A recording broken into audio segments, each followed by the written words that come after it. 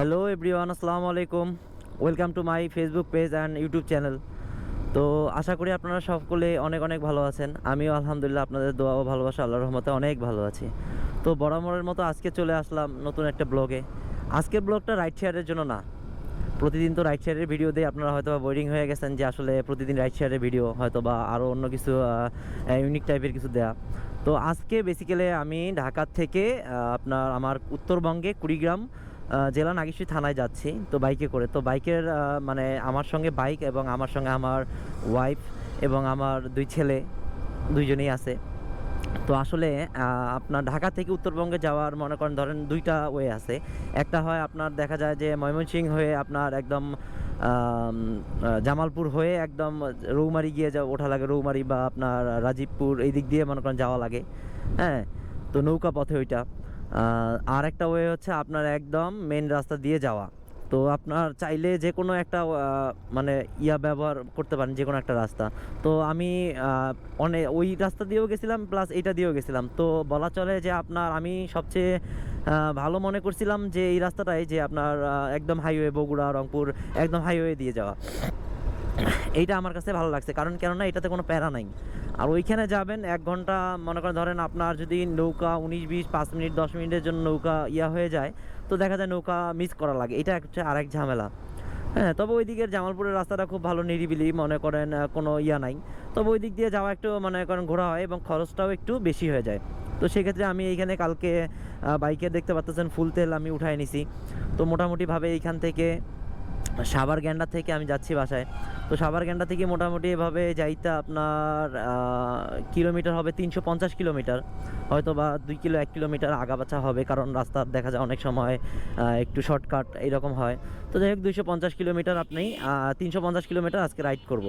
তো আসলে আজকে এই 350 কিলো রাইডের মানে আজকে কি এক্সপিরিয়েন্সটা হবে, আমি আজকে আসলে আমার কলিজার লোকগুলারে উঠায় নিছে গাড়িতে। তো আসলে আসলে চ্যালেঞ্জিংভাবে যাব না। আপনারা হয়তো বা এর আগের ভিডিওগুলোতে আমরা দেখছেন আমি 5 ঘন্টা 6 ঘন্টায় ঢাকায় এসে গেছি। তো আজকে ঠিক এইভাবে যেতে পারবো না, কারণ কেননা বললাম হয়তো আমার সব কলিজার টুকরাগুলো সব এইখানে আছে গাড়িতে, সেহেতু একটু সেফলি যাওয়া লাগবে। তো দেখা যাক আজকে কতক্ষণে গিয়ে বাসায় পৌঁছাই এবং রাস্তায় যেতে আপনার কি কি মানে ভালো ভালো জায়গা এবং কি কি মানে আছে, এগুলো আপনারা পুরো ভিডিও এই দেয়া থাকবে এইখানে ডিটেলসে। তো আপনারা মানে পুরো ভিডিওটা কন্টিনিউ করতে থাকবেন এবং আসলে আশা করি আজকে ভিডিওটা অনেক ইন্টারেস্টিং হতে যাবে, যেহেতু আসলে লং জার্নিতে আসলে আমি এর আগে আমার ওয়াইফকে নিয়ে আসছিলাম, কিন্তু তখন আমার ছেলে ছিল একটা। তো আলহামদুলিল্লাহ এখন আল্লাহর দোয়ায় আসলে দুইটা এখন ছেলে সন্তান। তো এদের দুজনেই নিয়ে যাচ্ছি। এখন আরও একটু মানে সেভে যেতে হবে।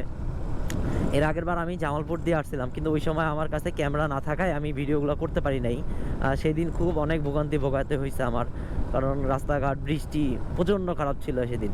তো যাই হোক, বেশিক্ষণ বকর বকর না করে চলে যাচ্ছি মূল ভিডিওতে। ভিডিওটা কন্টিনিউ করতে থাকবেন। মোটামুটিভাবে এখন যমুনা সেতুতে চলে আসলাম। মানে যমুনা সেতু একটু সামনে। তো আসলে যমুনা সেতুর মানে যে ভিউটা আছে, যে ভিউটা আসলে দেখতে পারতেছেন, ভিউটা আসলে একটা অসাম পরিমাণ একটা ভিউ, মানে সুন্দর, মানে যেটা আমি বলতে মানে মানে বলার মতো কোনো শেষ নেই। যারা এই দিক দিয়ে যান উত্তরবঙ্গে যাতায়াত বা ঢাকা যাতায়াত করেন, তারা আসলে বুঝতে পারতেছেন যে আসলে এই যমুনা সেতুর যে ভিউটা, এটা কত সুন্দর মানে ভিউ। আমার কাছে মানে জোস লাগে আর কি, একটা ভালো একটা পরিবেশ। এর আশপাশে যে জায়গাগুলো আছে মানে গাছগাছালি দিয়ে মানে ভরপুর। এখন আর কি এই সময় মানে গাছগাছালির পাতাগুলো নাই তেমন, কিন্তু তারপরেও মনে করেন সুন্দর লাগতেছে মোটামুটিভাবে, খারাপ না। এর ভিতরে একদিন আমার ঈদের সময় মানে এই দিক দিয়ে জ্যাম থাকার কারণে ভিতর দিয়ে আসা পড়ছিল। তো মোটামুটিভাবে ভালোই একটা সুন্দর একটা জায়গা, মানে জ্যাম হওয়ার কারণে দেখতে পারছিলাম আর কি আসলে। তো এখানে আবার টোল দিতে হবে, যমুনা সেতুর টোল। এই টোল যে কবে বন্ধ হবে আল্লাহই জানে। জন্মের পর থেকে শুনতেছি এখানে টোল নেওয়া। 50 টাকা টোল ফি। 50 টাকা না 60 টাকা, 50 টাকা।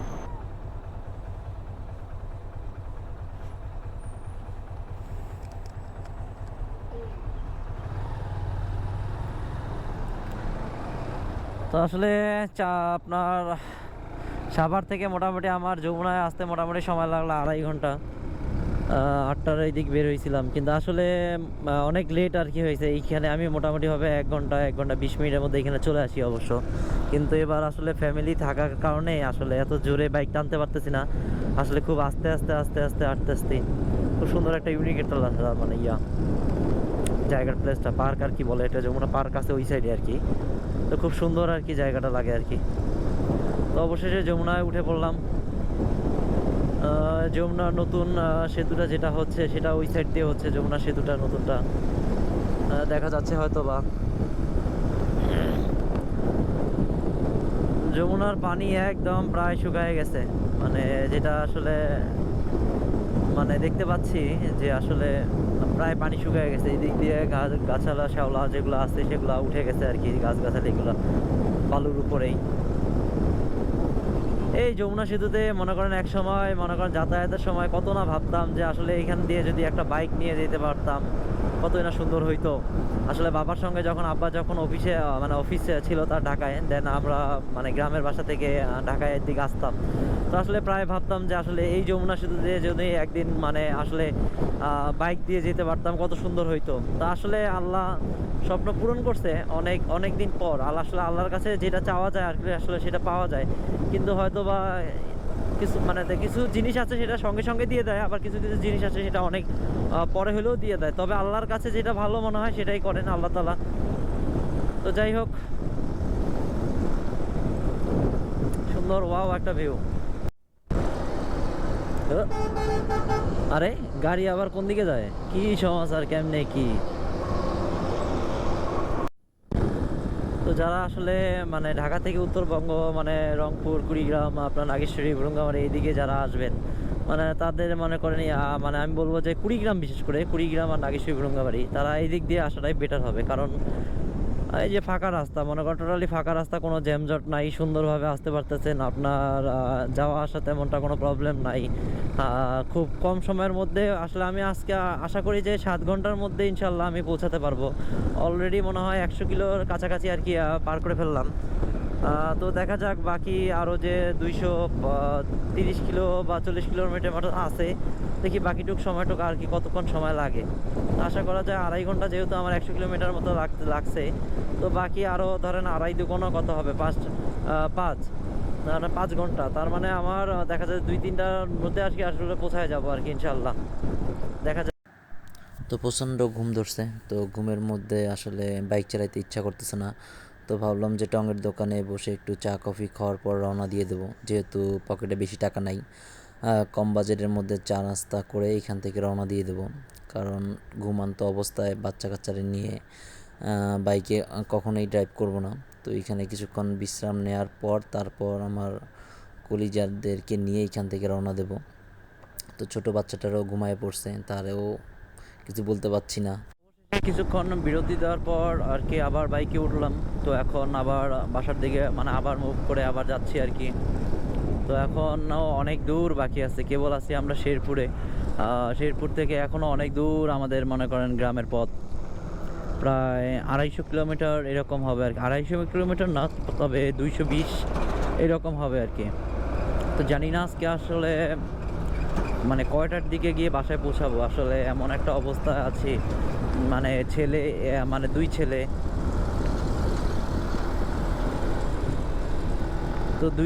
তো 2 ছেলে দেখা যায় একবার বড় ছেলে ঘুমাচ্ছে, একবার ছোট ছেলে ঘুমাইতেছে, এইরকম একটা অবস্থা। ছোট ছেলে তো বাইকে ওঠার পর থেকেই ঘুম। এখন বড় ছেলেটা যেটা আছে ওরে একবার সামনে নিতেছি, ওরে একবার পিছনে নিতেছি, এইরকম একটা অবস্থা। তো যাই হোক, আল্লাহ আল্লাহ করে বাসায় পৌঁছাতে পারলে বাইসে যাই এই যাত্রায়। নেক্সটে আর এইরকমভাবে মানে রিস্কটা নেব না, কারণ যেহেতু ছোট বাচ্চা একটা ছিল, আমার এই রিস্কটা নেওয়া ঠিক হয়নি। তারপর আর বাঁচতেছি না তো। এখন ছেলে দেখি বারবার পিকআপের দিক হাত দিচ্ছে। তো পরে বললাম যে তুই টান, তাহলে আমি ক্লাস কন্ট্রোল করে দিই, আর তুই মনে কর অ্যাক্সিলারেটরটা কন্ট্রোল কর। ওরাই দিছি, ওরাই দিয়ে চালাচ্ছি এখন আর কি। আর ইচ্ছা করতেছে না ভাই রে ভাই, আজকে যে একটা প্যারা গেল। যাও, চালাও চালাও চালাও। হ্যাঁ, তো আসলে আজকে খুব রিস্ক হয়ে গেছে। আসলে এইভাবে আসাটা আমার ঠিক হয়নি। আসলে প্রচণ্ড একটা প্যারার মধ্যে গেছে আর কি। তো তো যাই হোক, গোবিন্দগঞ্জ পার হয়ে গেছি। তো জানি না আর কতক্ষণ লাগবে, মোটামুটিভাবে এখন বাজে 1:55। এখন জানি না, বাসায় গিয়ে দেখে তো মনে হয় না, আমার মনে হয় না যে 5টার আগে পৌঁছাতে পারবো। তো যাই হোক আর কি, যত আস্তে আস্তে আনছি, মনে কর দেখা যায় 50-60 এভাবে গাড়ি টানা হয়েছে। এর বেশি মনে কর টানতেই পারি নাই, কারণ নিজেরও একটা ভয়ের ব্যাপার দাঁড়ায় যায়। তো আমি প্রতিবার মানে যতবারই আমি গেছিলাম আপনার বাইকে, ততবারই আপনার মনে করেন যে গেছিলাম আপনার ধরেন 4 থেকে 5 ঘন্টা বা 6 ঘন্টা এর মধ্যেই চলে গেছিলাম আসলে। তার বেশি বেশি সময় লাগে নাই, কিন্তু এবার একটু বেশি সময় লাগতেছে। ওই যে বললাম, আমার ভালোবাসার মানুষগুলো সবগুলো একই বাইকে, তো আসলে চাচ্ছি না যে একটা কোনো একটা দুর্ঘটনা হয়ে যাক। তার জন্য একটু আস্তে আস্তে যাচ্ছি, যে যাই মানে যতক্ষণে গিয়ে পৌঁছাতে পারি। কি হয়েছে তোমার বাইকে আসতে? বাতাস খাইছো? কেমনে?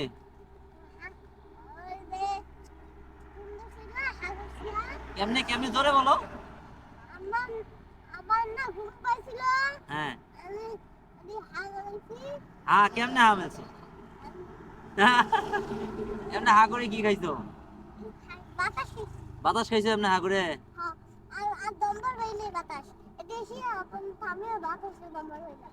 বাতাস কি মানে খায়া কি পেট ভরছে?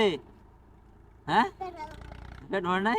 মডার্নে চলে আসলাম প্রায় দীর্ঘ বলা চলে আপনার 7.5 ঘন্টা পর। 8টা থেকে এখন বাজে সাড়ে 3টা। তো এতক্ষণ সময় পর ফাইনালি রংপুরে আসলে ইন করতে পারলাম। তো আসলে এটা হওয়ারই কথা ছিল, কারণ আমি রাস্তায় প্রায় 5 থেকে 6 বার ব্রেক দিছিলাম, আর যেই কয়বারই ব্রেক দিছিলাম আধা ঘন্টা 1 ঘন্টা এরকম করেছিলাম। তো আসলে এর জন্য একটু সময়টা একটু বেশি গেছে। প্রায় আপনার মনে করেন যখন দুপুরে খাইতে বসছিলাম তখন একটা সময় গেছিল বেশি, এবং কিছুক্ষণ আগেও আধা ঘন্টা একটা ব্রেক দিছিলাম। তো যার জন্য আসলে অনেক মানে একটু সময় বেশি লাগতেছে। তো যাই হোক, আমার কথা হচ্ছে যে সময়টা বড় কথা না, কথাটা হচ্ছে যে আমাকে সুরক্ষাভাবে আল্লাহর রহমতে মনে করেন বাসায় গিয়ে পৌঁছাতে হবে সহি সালামতে। এটাই হচ্ছে সবচেয়ে বড় কথা। আর এর জন্য আমি বেসিক্যালি একটু মানে রিস্ক নিই নাই। আর বাইক তো বুঝে তো 60-70-এর উপরে আমি বাইক রান করি নাই, কারণ নিজের একটা মনে করেন সেফলির ব্যাপার আছে, যেহেতু আমার ভালোবাসার সব মানুষগুলো আমার বাইকের উপরে আছে। তো এর জন্য আসলে আমি কোনো রিস্কই নিতে চাইনি। তো যাই হোক, অবশেষে মনে করেন যে বাসার দিকে মুভ করতেছে। এখান থেকে আমার বাসা মোটামুটিভাবে 75 কিলোমিটার দূর। তো আসলে 75 কিলোমিটার যাইতেও মোটামুটিভাবে 1.5 থেকে 2 ঘন্টা লাগবে নর্মালি। আসলে কিছু করার নাই। তো এই হচ্ছে আবু সাইদ চত্বর, শহীদ আবু সাইদ চত্বর, বেগম রোকেয়া ইউনিভার্সিটির সামনে। তো ভালো একটা কাজ করছে। তো যাই হোক, আসলে শহীদ যারা হয়েছে তাদের প্রতি আসলে শ্রদ্ধা ভালোবাসা সবসময় থাকবে অবিরাম। আল্লাহ ভরসা, দেখা যাক কতক্ষণে গিয়ে পৌঁছাতে পারি বাড়িতে। মডার্নের মোড় চলে আসছি অলরেডি। আসলে জানি না আজকে আসলে এত লেট হয়ে গেল, কারণ আসলে প্রত্যেকবার আমি মনে করেন খুব তাড়াতাড়ি বাসায় পৌঁছায় যাই। তো আসলে এবার ওই যে একটা কারণ। তো যাই হোক, আপনারা যারা আসলে বাইকে করে আসলে দেখা যায় যে ঢাকা থেকে আপনার কুড়িগ্রাম নাগেশ্বরী আসতে চান, তারা এই পথটা অবলম্বন করতে পারেন। দেখা যায় মেন রোড দিয়ে আসা। আমি মনে করব যে আপনার নৌকা পথে ওই দিকে রাজীবপুর, রৌমারী, চিলমারী হয়ে না আসাটাই বেটার হবে। আপনার এর চেয়ে এই দিক দিয়ে আসবেন, আপনাদের খরচটা ভাই অনেক কমে যাবে। আমি যেমন আপনার 1200 টাকার তেল তুলে আমি উঠে আসছি, যদিও আমার ট্যাঙ্কি আগে থেকে মানে ফুল করা ছিল। যাই হোক, আমি প্রত্যেকবার একটা তেলের মাপ আমি করে নিই। 1200 টাকা হলে আমি মানে 1200 থেকে 1300 টাকা হলে আমি সুন্দরভাবে ঢাকা থেকে বা বাসার থেকে আমি যাইতে পারি আর কি। তো রাস্তায় আর কি মোটামুটি কোনো জ্যামও পাইনি, কোনো রকম কোনো জ্যামই ছিল না। তো যার কারণে আরও মনে করেন তেলটা একটু কম যাচ্ছে। আর হাইওয়েতে আমার গাড়ি মাশাল্লাহ ভালো মাইলেজ দেয়, যেটা নিয়ে আমি এর আগেও অনেকবার বলছি আপনাদেরকে। হাইওয়েতে জব্বর মাইলেজ পাই আমি। তো মাশাল্লাহ খুব ভালোই ভালোই মানে সারাদিনটা কাটলো আর কি। যতটা পেরেশানি ছিল, এখন যতটা বাড়ির দিকে আগাচ্ছি ততটাই খুব ভালো লাগতেছে আসলে বিষয়টা।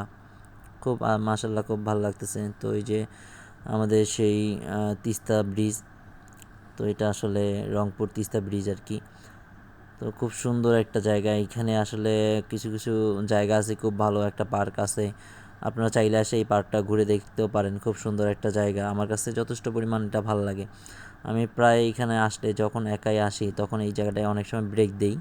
তো আজকেও ইনশাল্লাহ এখানে ব্রেক দেবো, ব্রেক দিয়ে আশপাশের কিছু জায়গা আপনাদেরকে দেখাবো। দেন আমার যে ছেলে আছে তাদেরকেও আমি দেখাবো যে আসলে আশপাশ জায়গাটা কীরকম, কী অবস্থা, কেমনি কী। তো এইখানে সম্ভবত আজকে কোনো হয়তো বা কোনো হবে। তো যতটুকু সম্ভব যে তিস্তা নদীর যে একটা আন্দোলন, সেই আন্দোলনটা আর কি সাইনবোর্ডে দেখা যাচ্ছে যে সেই আন্দোলনটা। তো বুঝতেই পারতেছি যে তিস্তা জাগো, তিস্তাবাসী, যে এরকম একটা হবে। প্রথমে ভাবছিলাম হয়তো বা কোনো মেলা টেলা এই ধরনের টাইপের একটা কিছু হবে, কিন্তু এখন যেটা দেখলাম তো পুরোটা আলাদা। পরে যে মানে যতটুকু পড়ে শুনে যতটুকুভাবে বুঝাইলাম ততটুকুভাবে বুঝলাম যে এটা তিস্তা নদী। তো এই হচ্ছে আমার বড় ছেলে, এর নাম হচ্ছে মৃদুলাল আয়াত। তো আসলে সে অনেক এক্সাইটেড যে সে বাইকের সামনে আসছে। তো দুইটা ছেলে, তো সে অনেক সময় মানে মানে ছোটো ছেলেও সামনে। তো এই হচ্ছে আমার ছোট ছেলে, তো আসলে কলিজার টুকরা, এর নাম হচ্ছে আরাফ। তো আসলে একটু দুষ্টামি বেশি করে সবচেয়ে, মানে মানে বাড়ির যে ছোট ছেলেরা হয় তারা একটু বেশি দুষ্টই থাকে হয়তো বা, খুব দুষ্ট। তো যাই হোক, এই হচ্ছে আমার ওয়াইফ, আমার সহধর্মিণী। এই হচ্ছে আমার বড় ছেলে মৃদুলাল আয়াত। তো আসলে আমার বড় ছেলেটা মানে অত্যন্ত নম্রভদ্র, আর ছোটটা মানে যেটা বলতে গেলে কি, সে মানে অত্যন্ত রাগ। যাই হোক, এই যে পিচ্চিটারে আবার নিলাম সামনে, সে মনে করে সামনে এসে একদম মহা খুশি। বাবা সোজা হয়ে দাঁড়াও, সোজা হয়ে দাঁড়াও, পিছে দেখা যাবে না, দেখো সামনে দেখো। তো সে মহা খুশি আসলে সামনে এসে, কিন্তু আসলেই রিক্স এদেরকে সামনে নিয়ে বাইক চালানো। ও একবার সামনে আসতে চায়, এ একবার সামনে আসতে চায়, কারে রাইখা কারে নেই। তো ফাইনালি এসে গেলাম আসলে বাসার কাছাকাছি প্রায়।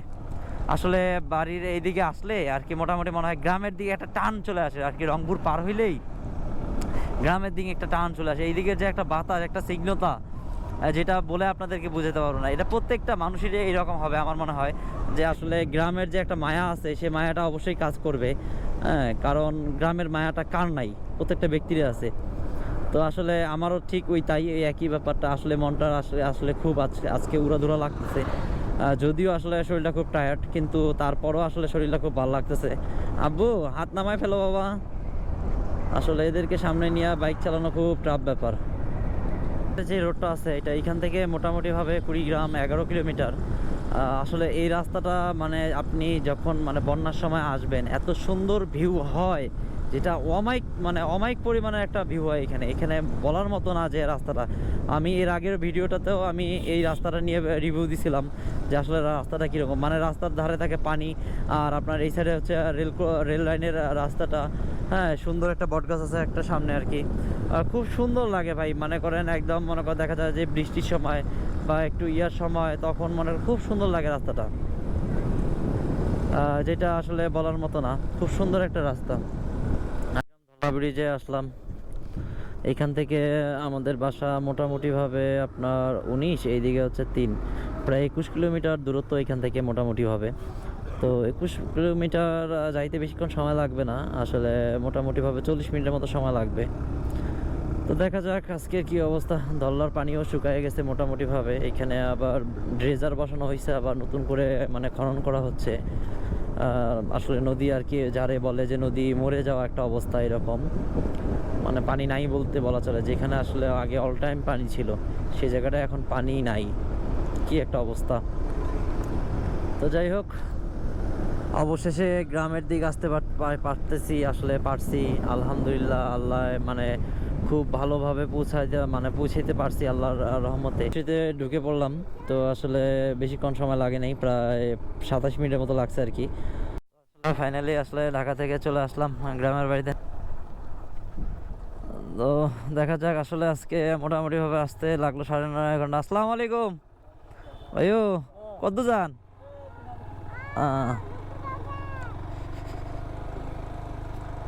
তো মোটামুটিভাবে 9.5 ঘন্টা লেগে গেছে আসলে ঢাকা থেকে আসতে। আসলে মোটামুটিভাবে চাপ মানে কি বলবো, বলার মতো নাই যেটা আসলে। যাই হোক, তবে সব মিলায় আলহামদুলিল্লাহ গ্রামের বাড়িতে আসলে গ্রামের যে একটা টান, একটা ভালোবাসা, সেটা আসলে আসলে বোঝা যাইতেছে ভাইও। মনটা আজকে আসলে শান্তি শান্তি লাগতেছে। আসলে একটা নিঃশ্বাস নিয়ে যে একটা শান্তি, সে শান্তিটা আসলে এখান থেকে অনুভব করা যায়। এইদিকে ভাইও আসেন বলে তো গ্রামের ছেলেপেলেরা মাঠে খেলাধুলা করতেছে ঠিক আমাদের বাড়ির পিছনটায়। ওয়াও, এরকম লুক গ্রামে অনেক আছে, সেটা আপনাদেরকে বলে আমি বুঝাতে পারবো না। তো ভিডিওটা যদি ভালো লেগে থাকে তখন লাইক কমেন্ট শেয়ার করতে ভুলবেন না। তো বিশেষ করে সাবস্ক্রাইবটা করে নেবেন। তো দেখা হচ্ছে আপনাদের সঙ্গে নতুন ভিডিও।